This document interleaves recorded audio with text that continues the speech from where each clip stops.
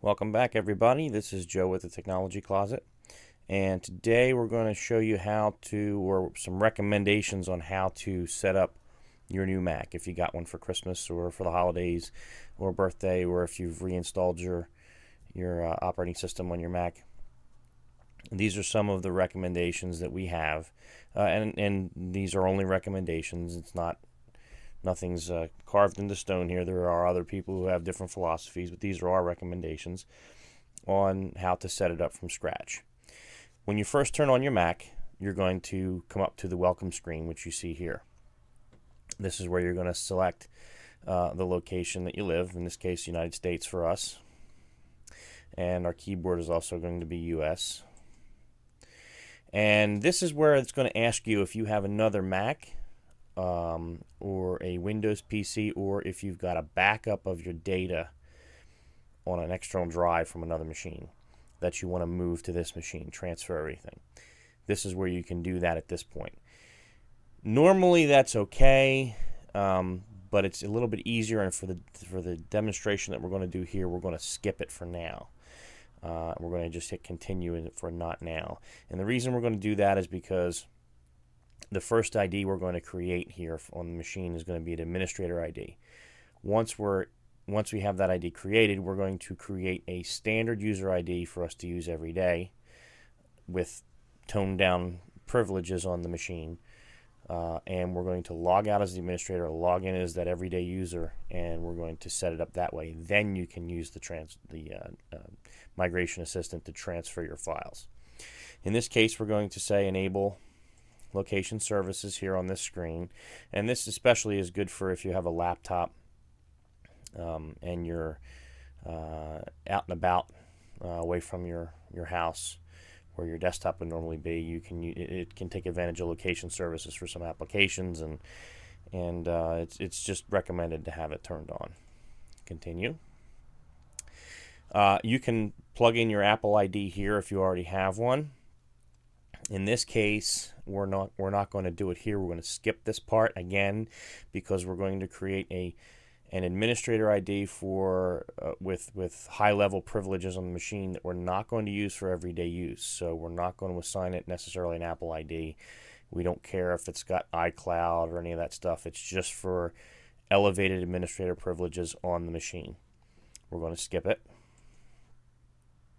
And they want us to confirm, yes, we're going to skip it. They want us to agree with the terms and conditions. We're going to go ahead and continue and agree. This is where you create your account. And what I normally do is I actually call my account administrator, or admin, whatever you want to call it. And it gives it the account name. You type the full name. If you typed in John Doe, okay, normally, let me back out of that here. It would fill in with the account name of John Doe. It would just bring them together. In my case, I'm going to actually use administrator. Let me clear that out real quick.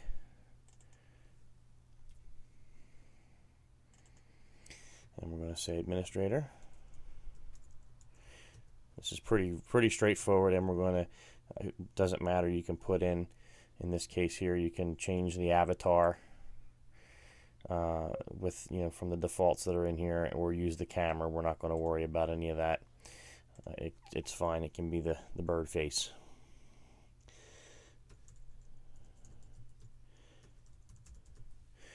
Okay, and require password when logging in. Since we're going to be using automatic login once we get logged in, I'm actually going to take that off right now. When you switch accounts, you'll need to log in with your password. We're going to continue. It asks for a password hint. I'm usually not a fan of those. You can put it in there if you want. It's just a plain text, something that if you forget your password, the system will prompt you with, and if you know the answer, it'll remind you of what your password might be. So I'm going to skip that because I know what it is. Continue. And it's now creating the account. This may take a couple of minutes. And now it bounces you over, and you want to select the time zone. And I am in this time zone here, not Charlotte. Philadelphia, that's close enough. This also plays into location services. So we're going to go ahead and select Philadelphia and continue.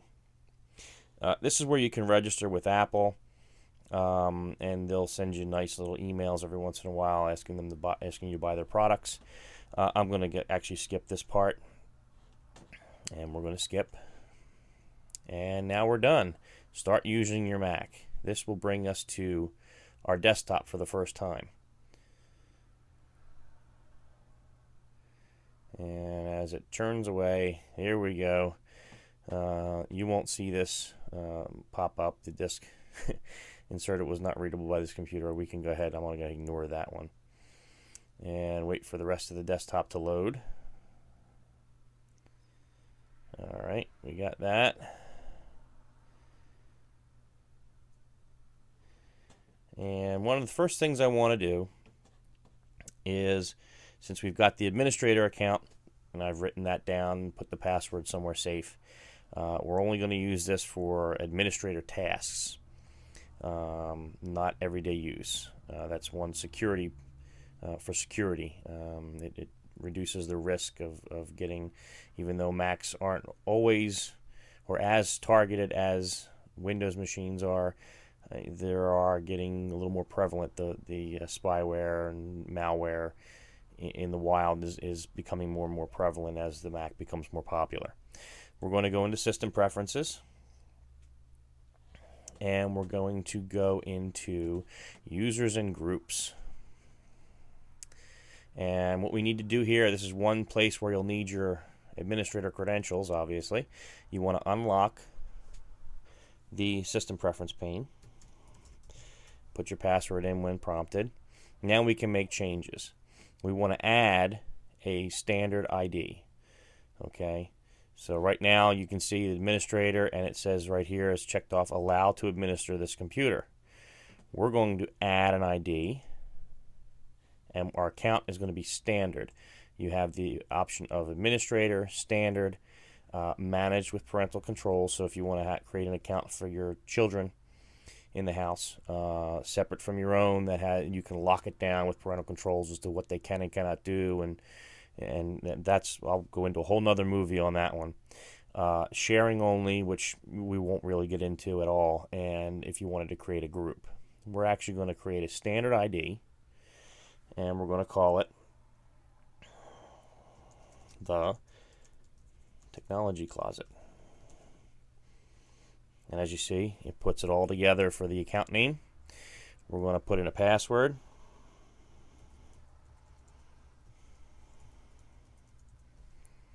And again, I don't usually use hints. We're going to create it.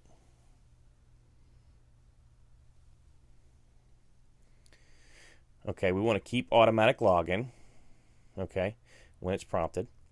And now we can always change this and actually make this account an administrator account. We don't want to do that right now, though. We want to go into one other thing here. We want to go into login options, okay? And automatic login right now is set to administrator. We don't want that. We want to have it automatically come up to the Technology Closet's desktop when we turn the computer on. So we're going to put in the password, and you only have to do that one time. And that's that. So now we have our standard ID. We're going to go ahead and lock it up again, and we're going to quit out of System Preferences, and we are going to go to the Apple ID, and we're going to log out as administrator, and we want to log out. Now you can see we have administrator and the Technology Closet here. If we can click on the Technology Closet and put in our password, we should log into the Technology Closet's desktop. Okay, and the first thing you're presented with is your Apple ID. Do you want to create one, which you would do down here if you don't have one already? If you've already been using iTunes for the longest time, you can certainly use that account that you've been using in iTunes to purchase music and things as your Apple ID. That's fine. Or if you have an iCloud account already, you can use that. If you don't, you can click on Create a Free Apple ID, and you will be prompted and go through the steps to create one. So here we go. We already have one we recreated it from this previous video. So I'm going to go ahead and sign in.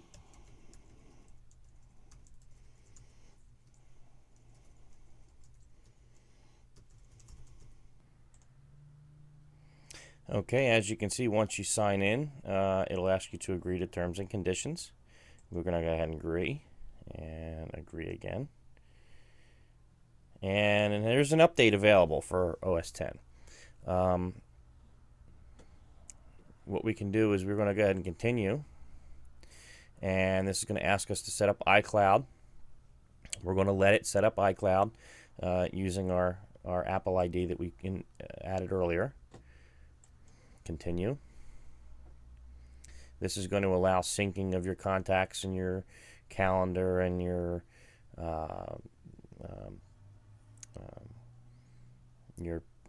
tabs in Safari and your bookmarks across all of if you have iOS devices or multiple Macs. This is going to sync them all up for you.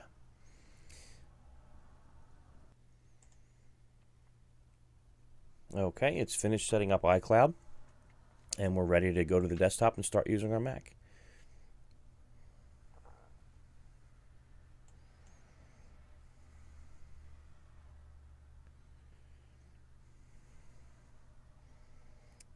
And we have the desktop popping up. How lovely. Okay. So now we have our standard ID and we have our administrator ID. The one thing you want to do is run software update right out of the bat, because whatever version you may have had updates to the operating system since you've acquired it, or there may have been updates since the operating system was initially installed on your new Mac. So we're going to go check for software updates. You can go to the Apple icon at the top and do software update. That's usually the quickest way to get there. That'll launch the App Store. Okay. And now it's going to ask us for an administrator password. So this is where we're going to say administrator and our password.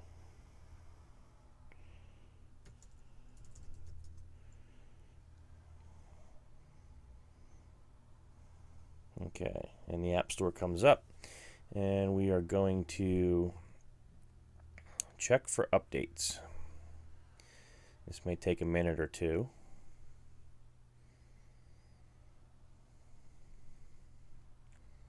And we have one.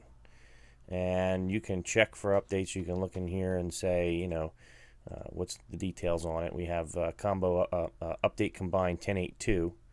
And it tells you right here that a restart will be required if you apply this update. And we also have iTunes 11, which was just released. There is no restart required for that one. You will go ahead and just hit update, and it would apply the updates and restart your computer as necessary. I'm not going to do that in this video. I'm going to go ahead and skip that part at this point and continue with the next step. So I'll close out of the App Store. And the next step is to turn off reverse mouse scrolling. This is something that is a personal preference for anybody using it. Anybody who's used to a Windows computer or a Mac computer prior to Lion, Snow Leopard, or before, you'll know that the scrolling direction of the mouse wheel was the same across from Windows to Mac to even Linux in their desktop environments. If you scroll the mouse wheel down towards you, the page would go toward the bottom. It would scroll up. If you scrolled away from you, the page would scroll toward the top of the page. Apple changed that in Lion, and now it's what they call natural direction. To change that setting back to the way it used to be, the way it is in Windows still to this day, you go into System Preferences, where we are, and go to Mouse, and you want to take the checkbox and uncheck it for Scroll Direction Natural, and that will disable the reverse mouse scrolling. And you also, while you're in here, if we go back to show all, the next step in our setting up your new Mac would be dock preferences. Now, as you can see, the dock, which is down here, right now has some icons in it, and we have the lights below the open applications indicating that they are open or active. But there are other settings that can be applied to the dock. Again, all personal preference. If you go into the dock in system preferences, the one thing we wanted to change on here is, and this is kind of useful, is minimize windows into application icon. You want to check that. At least I do. Normally, when you minimize an application window, and I should be able to demonstrate with this one. Let me uncheck it, and I'll use the yellow minimize button, the top left here, and watch where this goes. This goes over here to the right, next to the trash can. So if you have 5, 6, 7 windows open, that's going to get pretty crowded pretty quickly. What you can do is you can say minimize windows into application icon. Now, if I minimize this, it goes into the application icon that it's associated with on the dock, and the dock doesn't grow to gargantuan sizes.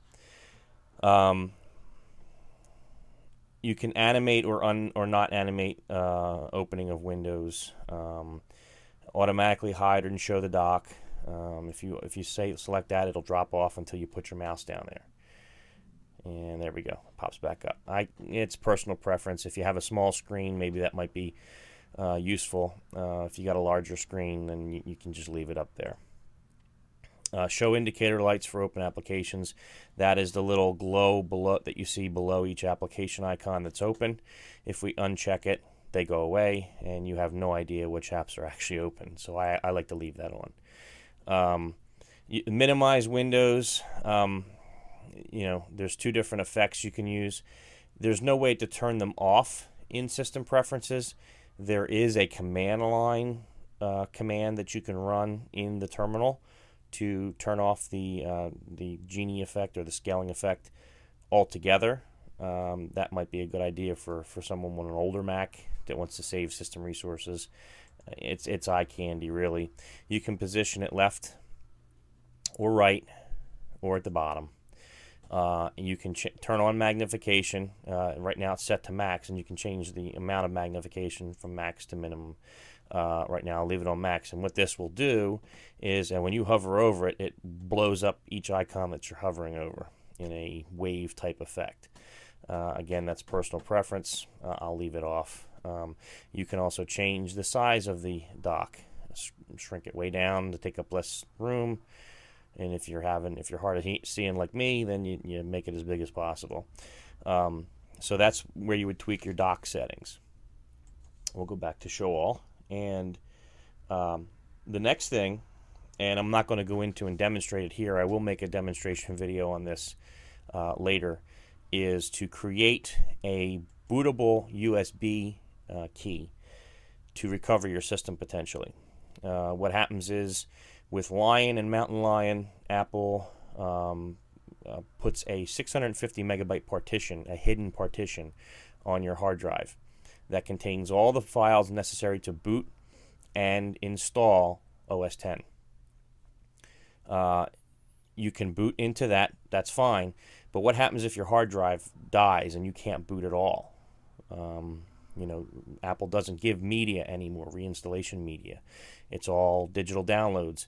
So what you want to do is you want to create one, potentially multiple bootable USB sticks or DVDs to restore your system. You could plug it in, reboot, boot from it, and you're in the environment to install OS X. We'll demonstrate that in another video. Turn on Time Machine. Or another backup service, but Time Machine's built in. You don't have to pay anything extra for it.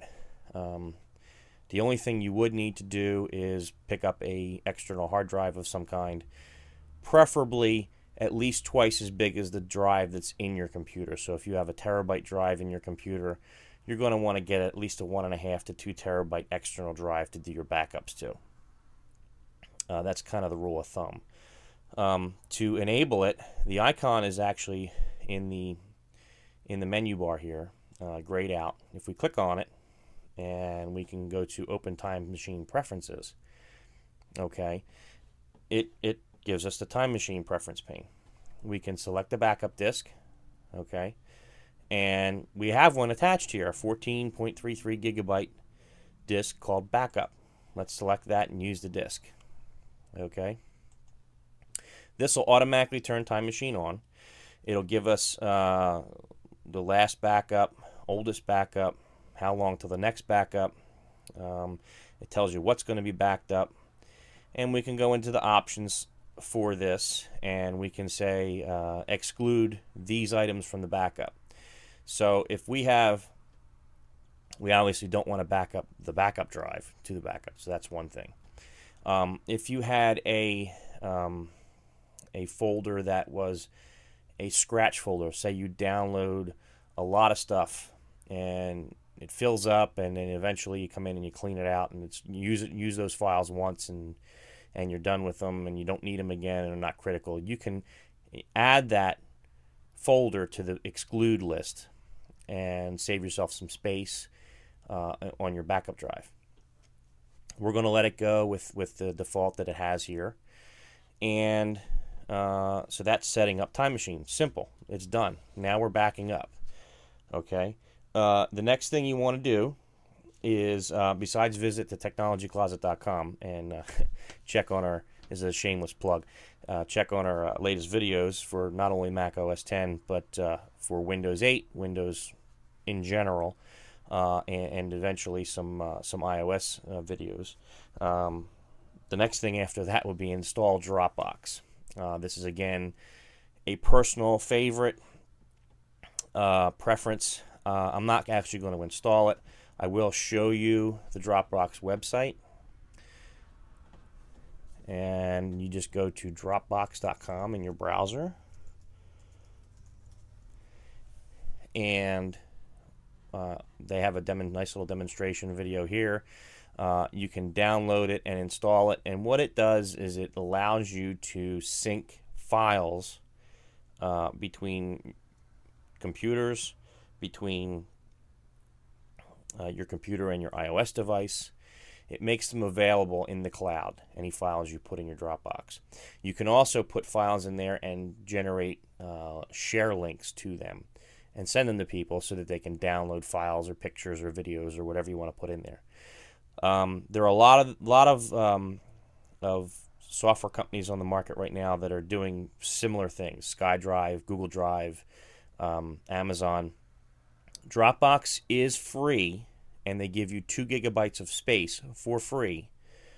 And other companies are giving you more. They're giving you 5 or 10. But nobody's, I've found, works as good as Dropbox. It's not as seamless. It's not as reliable, in my opinion. I've had other companies. iDrive Sync is another one that actually I found the client was crashing Finder on my Mac, so I had to uninstall that one. That one gives me I think 10 gigabytes of space, but again, it's what good is it if I can't sync to it because it's crashing my Finder? So that's the next thing to do is install Dropbox or your online cloud syncing solution of choice. And I remember next thing is Migration Assistant. I'm going to quit Safari here real quick. And I told you in the beginning when it prompted to run the Migration Assistant and bring over files and folders from another machine or backup or whatever. I told you we were skipping that because we were setting up the administrator account, and we're going to do that after the fact. Well, you can do this any old time after the fact. What I would recommend is before you create your user ID on your Mac, the everyday ID you're going to use, make sure that the username, where it puts it together, John Doe. It puts it together, John Doe, no spaces. Make sure that username matches, if at all possible, the username you have on your Windows machine. It makes it go a lot smoother. Having said that, it still works either way. What you can do to run it is, if you go into the Finder and we go into Applications and we scroll down to Utilities. Okay, here's Migration Assistant. Okay, now I'm not going to run this because I don't have anything to pull over from another machine. I will bring it up, but I'll cancel out of it. Now it's going to look a little bit different, but it's doing the same thing. It's going to ask you to transfer user accounts, applications, and computer settings from your Mac. So what you can do is from a Mac or PC or Time Machine backup, or if you're transferring information to a Mac on the same network connected via an Ethernet cable. So you're transferring, if this is your existing Mac, you want to select that, and it's going to another Mac. So from from another PC or another Mac, you leave it selected here. If you're transferring from this computer to another one, you want to select that one. I'm going to go ahead and quit because there's nothing on the network for me to transfer. And the last thing is, if you didn't do it when it asked you, when you created your ID, is set up cloud services, iCloud services. If you didn't do it when it asked you, if you skipped it, you can come into System Preferences, and you can go into iCloud. And in this case, we don't have everything turned on. We'll turn on the mail.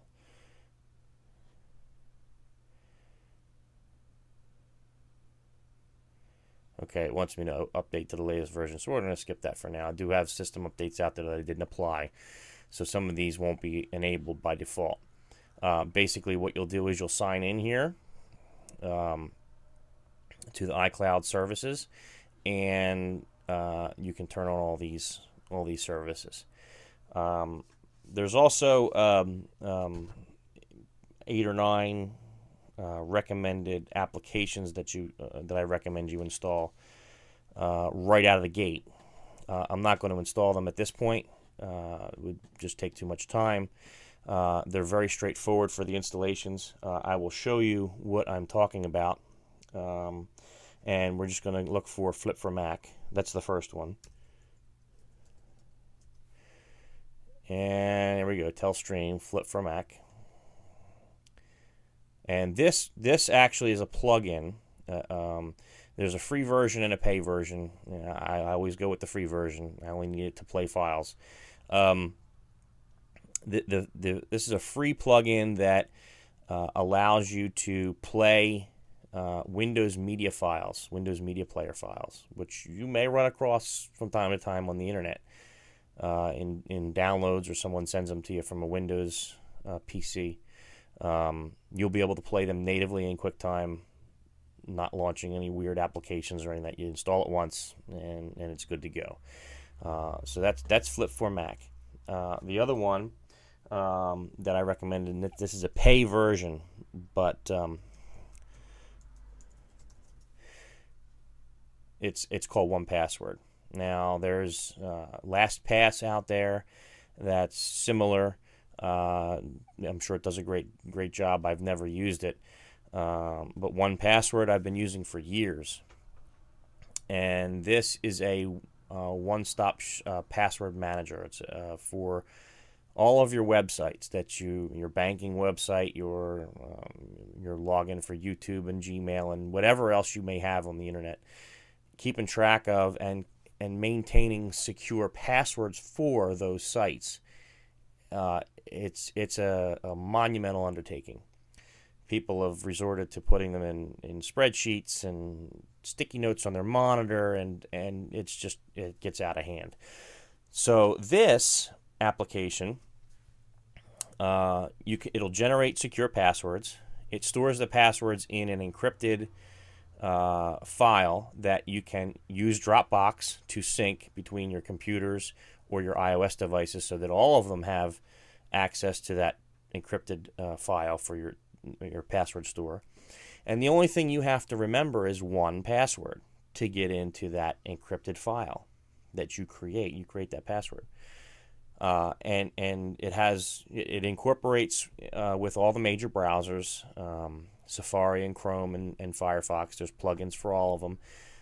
It prevents, doesn't guarantee prevent, but it helps prevent phishing, where if you click on a link and it goes to a site that looks like, say, Bank of America, but it's actually pointing to a site in Ukraine or somewhere, and you don't think anything of it, you just type your password in and they have your credentials and they can go log into your online banking account.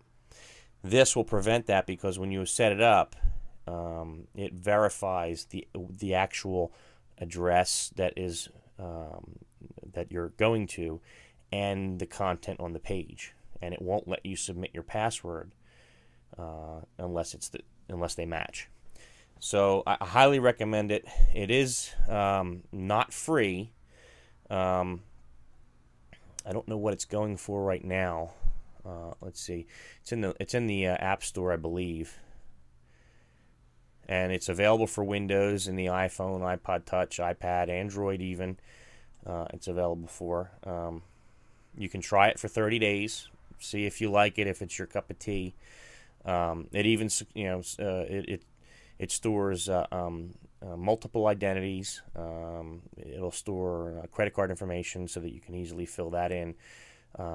It'll store your contact information, so shipping address, billing address, work billing address, work shipping address. It keeps them all available, and it fills forms for you with that information.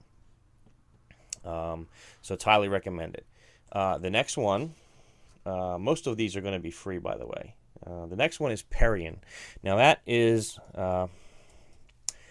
it is no longer being supported or updated. They just stopped doing that this past summer.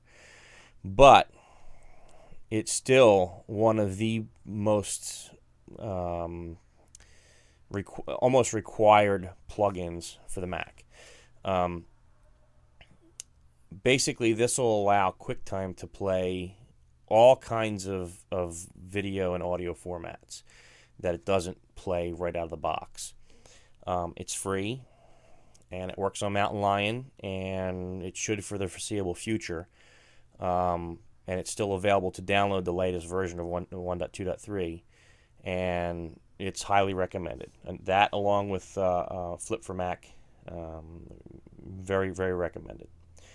Along those same veins, another video/audio player is VideoLAN Client, VLC player. Let's go there. VideoLAN. And you go to videolan.org, and you can download this. This is free open source video player. And pretty much, if you can't play it with VideoLAN, with VLC, the file cannot be played. It's almost to that point. This does everything. And when you have that stubborn file that you just want to watch, and even Perion and Flip for Mac and QuickTime, they all don't play it for whatever reason, this'll come to your rescue. It's a very good application. Next, we're going to have it's called the Unarchiver. Links are going to be to all these, by the way, in the post. If you just scroll down in the post on the website, you'll see the links for these. This is available in the Mac App Store. This is also free, and basically Mac OS X comes with its own built-in compression zip utility and unzip utility, and it works pretty good. But this one handles a lot more formats that come from Linux and Unix and may come from third-party apps on Windows. This will handle those. So I recommend that you download it. And it's, like I said, it's free, so why not, right? Another one is and we'll switch gears here. We're going to go to a browser. Even though Safari is a great browser, it's always good to have an option or competition. Sometimes Safari has some quirks that makes you smack yourself in the head and say, what the heck was Apple thinking with this? But another option for the browser would be Google Chrome. It's fast, it's open source, it's reliable, it's regularly updated. So we're going to go check that out, and you just go to just do a Google search for Google Chrome, and it'll be the first result there, and you can just download it and install that, and make it your default browser if you like, and you can do 99% of everything you can do in Safari, you can do in Google Chrome. There are extensions for Chrome that enable features that are touted as Safari specific, such as reading lists and reader and those types of things. But I would recommend at least installing Google Chrome. You can install Firefox as well. I'm not a huge fan of Firefox, but you can install that as another option. Next, now that you have two browsers on here and you want to maybe bounce back and forth, or if you have an iOS device, which by default you can put Chrome on your iPhone, but it's clunky because you can't set it as the default browser. Every link is going to open up in Safari on your iOS device. So you want to have access to all your bookmarks. If you're living in Chrome, you want to have that poured over fairly seamlessly to Safari on your iPhone. So what do? You go to Xmarks. Those are they're plugins and a service, and it's free. And basically it will sync back and forth between as many browsers as you have on your machine. Your bookmarks. It'll even sync your passwords and your history and all that stuff too. But my whole thing is the killer part of it is the bookmarks. I keep them in sync between Safari and Chrome. I get on my iPhone, something I bookmarked in Chrome appears on my iPhone. It just works. And you can go to xmarks.com, and it's available for Internet Explorer. This is great too because it's cross-platform as well. If you're on Windows, you can get it there for Internet Explorer as well. Firefox, Safari, and Chrome, and yeah, it's great. I like it. If you're into the social networks and Twitter, Lion or Mountain Lion and Lion have Twitter integration to a degree. You can tweet. You can from most of the default apps without any kind of client installed. Some people like going into the browser and going to the twitter.com site and using it that way. I like native apps if they're available. A lot of times they're faster or less CPU intensive and a little bit more flexible. So you can go to the App Store, and it's a shame. I think Twitter recently had said that they were going to stop development on the desktop version of the app, but it's still out there, and it's still, I'm guessing, a number one. Let's take a look. Yeah, there it is.